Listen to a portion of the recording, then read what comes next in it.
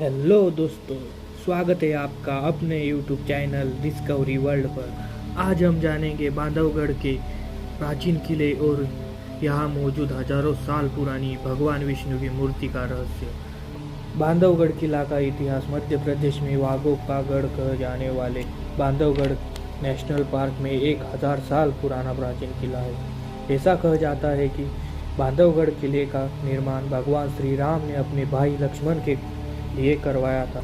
मध्य प्रदेश में मौजूद 488 वर्ग किमी में फैले बांधवगढ़ नेशनल पार्क न सिर्फ वाघों के गढ़ के लिए विख्यात है, बल्कि इसका ताल्लुक भारत के प्राचीन इतिहास और सनातन धर्म से भी है। बांधवगढ़ में एक रहस्यमय प्राचीन किला है और उस किले के परिसर में भगवान विष्णु की अद्भुत प्रतिमा है जो हजारों साल पुरानी है। ऐसा कहा जाता है कि जब सनातनियों के आराध्य भगवान श्री राम लंका से विजय होकर वापस अपने राज्य आए थे, तब उन्होंने बांधवगढ़ में अपने भाई लक्ष्मण के लिए एक विशाल किले का निर्माण कराया था। इतिहास के पन्नों में इस किले के निर्माण का जिक्र मिलता है, वही सनातनी धर्म ग्रंथों में भी बांधवगढ़ किले का उल्लेख है। यह किला और यह विश्राम मुद्रा में मौजूद भगवान विष्णु की विशाल प्रतिमा जितनी पुरानी है उतनी ही रहस्यमयी है।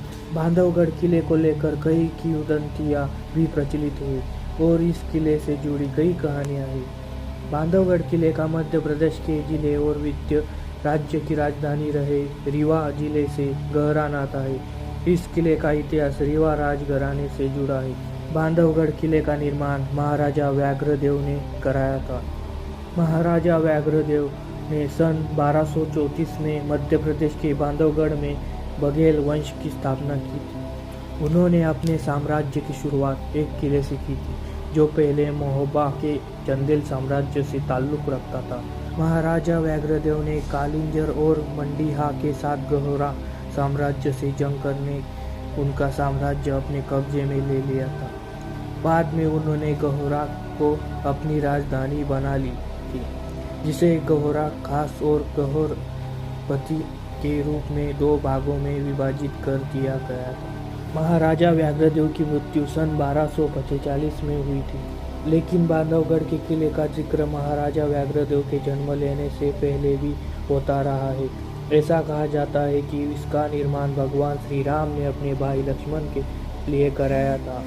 महाराजा व्याघ्रदेव द्वारा किले की नींव रखी थी।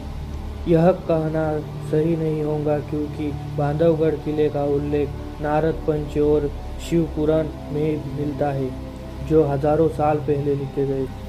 बांधवगढ़ किले में 3री शताब्दी के बाद माघा राजवंश, फिर वाकाटका, उसके बाद 5वीं शताब्दी से लेकर सेंगर और 10वीं शताब्दी से कलचुरु वंश ने राज किया था। इसके बाद बघेल वंश के महाराजा ने रीवा को अपनी राजधानी बनाई थी और 1635 में किले को छोड़ दिया था। बांधवगढ़ किले तक जाना अपने आप में बड़ी चुनौती है क्योंकि यहाँ जाने का रास्ता जंगली है।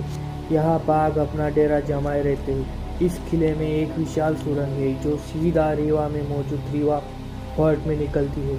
ऐसा कहा जाता है कि रीवा के आखिरी राज करने वाले राजा महाराजा मार्तंड सिंह जुदेव और उनके पिता गुलाब सिंह जुदेव इस सुरंग का इस्तेमाल युद्ध की गुप्त रणनीति बनाने के लिए करते थे।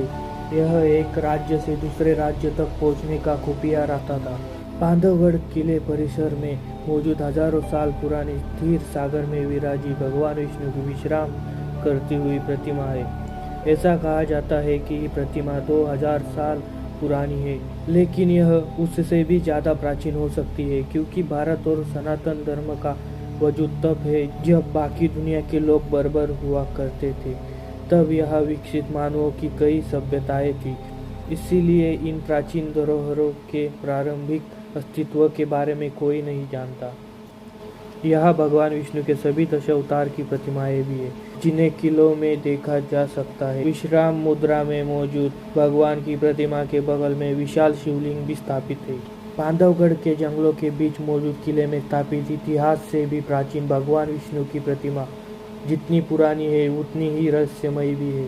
12 मीटर लंबी भगवान की प्रतिमा को एक पत्थर तराश के बनाया गया था। प्रतिमा का सिर पूर्व की तरफ और भगवान के चरण पश्चिम की ओर है, जहाँ चरण गंगा नदी भगवान के चरणों को पाने पवित्र जल से होकर गुजरती है। चरण गंगा नदी को बांधवगढ़ की जीवन रेखा कहा जाता है। सैलानी यहाँ आकर चकित रह जाते हैं और वैज्ञानिक यहाँ पहुंचकर इसके रहस्य को सुलझाने का प्रयास करते हैं। कई बार हिस्ट्री टीवी, डिस्कवरी चैनल और नेशनल जियोग्राफी चैनल के खोजकर्ता यहाँ पहुँचे हैं और किले और प्राचीन प्रतिमा के बारे में कई बार डॉक्यूमेंट्री बनाई है।